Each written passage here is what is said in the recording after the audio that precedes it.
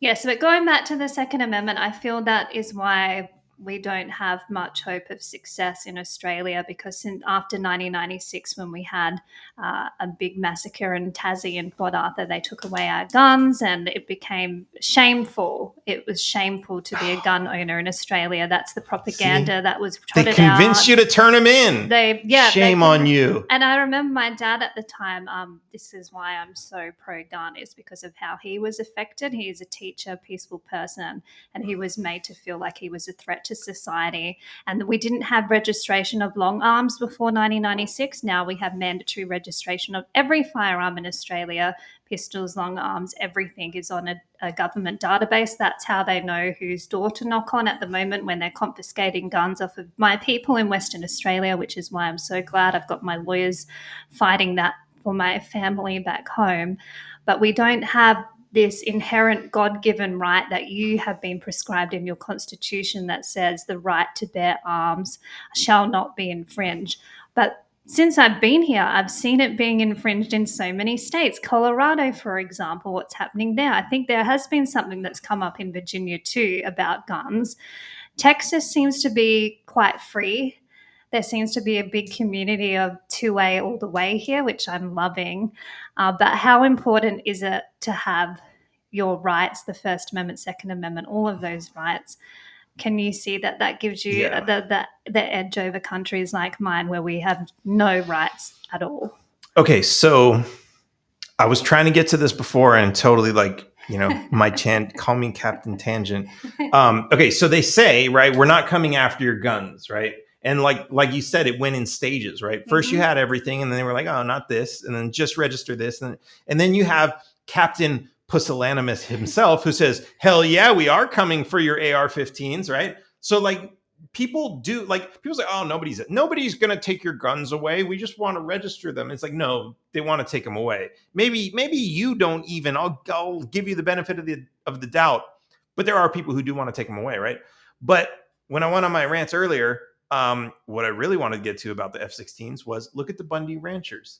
There was a standoff between the government, and it doesn't always work out this way. It didn't work out that great for Waco, who they charged these people criminally and did nothing wrong. Ruby Ridge charged this guy criminally. He did nothing wrong, even though they assassinated his wife and his son.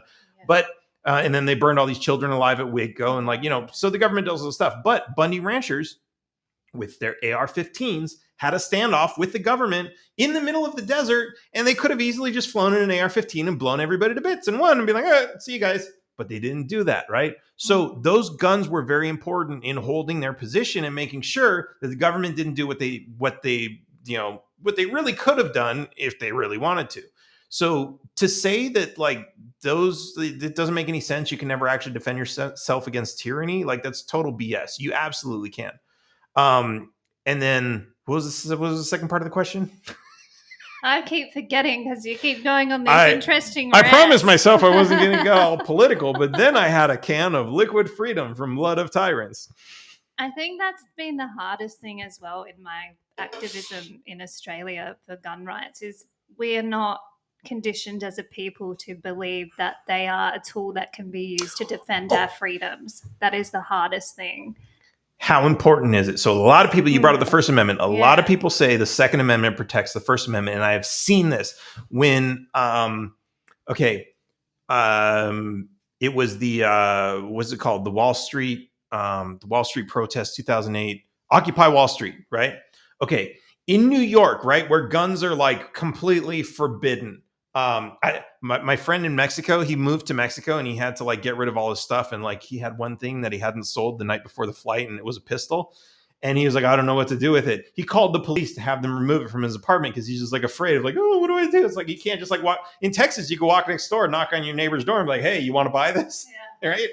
New York, it's oh, we got to make sure it's disposed of properly. There was a guy in New York who was arrested because the police showed up to make sure his registered firearm was in a safe, and he had some bullets that weren't in the safe, and so he went to prison. That's what happens in Australia. They can come in at any time and check your secure storage without a warrant. Insane. That's what we have. I was out. I was cleaning it. What do you mean? Yeah. No, you didn't file for a permit to take it out today to clean it. Yep. It's crazy. But so you have places like that. And if you look at the Occupy Wall Street, what was going on there, Like, I remember seeing this one video of like police. They had this like big orange net that they usually use to like, make a line on the sidewalk and say, separate stuff. And the police are using the net to push people back. Meanwhile, the guys on the second line are like spraying like pepper spray above them, like on the crowd. Some of them are like beating the people on the other side of the line, and it's like these police are physically abusing these people who were there peacefully protesting before the police showed up, right? And like, let's take politics out of like whether or not you agree with the Occupy protest people for a second. But then I was looking at footage from Arizona where a ton of people were outside of the Arizona courthouse protesting with their signs and everything, and right across the street, just some guys who decided to show up with their AR-15s in camo and blah, blah, blah. And they're just standing there. And the cops are standing there like, oh, we're not going to fuck with anybody. Those guys are going to shoot us. What are we going to do? We're out of it. And so that little thing, and again, not a single shot fired, right? So this is really important. Like, you don't have to use your guns to shoot at people to get your point across. You just need to make sure, like, don't show up at a gunfight unarmed because you're going to lose, right? There's like this whole quote about like, if you show up with a gun and I show up with a knife, then your word is the law. It's like this whole crazy speech I saw in a meme. That's not a knife. Yeah. And it's like, and then if you show up with a gun and I don't have a gun, then whatever you say, Yeah. It's like, it's absolutely true. It's like, but if we both show up with guns and it's like, let's make a deal here, right? Nobody needs to get shot. Let's come to an agreement, right? And that's how, okay. So, so this is how important this is. Uganda has a very strong First Amendment right. It's not the First Amendment, but it's like the equivalent of free speech in their constitution. What happens when they show up to protest peacefully and say, hey, we don't like what the government's doing? They get beaten, they get pepper sprayed, they get arrested, kidnapped, imprisoned, all this other, interrogated, tortured, all this other stuff. And I know people in Uganda that this has happened to. They weren't there throwing Molotov cocktails. They weren't doing anything violent. They weren't throwing rocks or anything. They were just there to hold up signs, right? And say, we don't like what's going on. And that happened to them. Why? They have, it's right there in their constitution, the freedom of people to assemble and protest and all this other stuff. So why is the government doing this? Because they're not afraid of the people fighting back. They know they don't have any weapons. They know they can't do anything. Like that's always what it comes down to.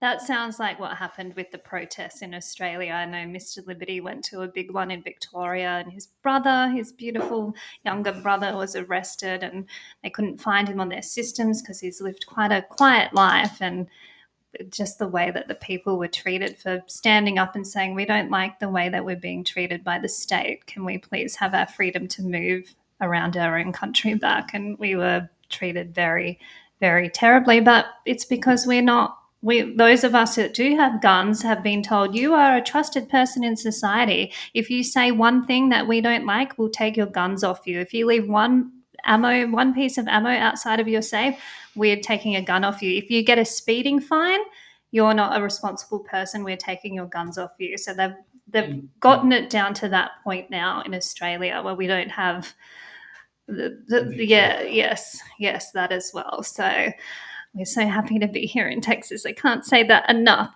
Someone has asked, when can we get an update on the legal action challenge in WA? Yes, I've been talking to my lawyers. They were the last people I called on my flight out of Australia. That wasn't calling my dad. I was calling my lawyers. I will provide an update on that. I've been talking to them across the long weekend. I will do a specific video about that. I have not spent all the legal action money coming to America. I have a amazing boss here who's helped me so much, and Mr. Liberty is working already. So that money is for legal action. I just have to say this. It's been a bit of a hard Easter weekend with all the hate I've been given because I've left.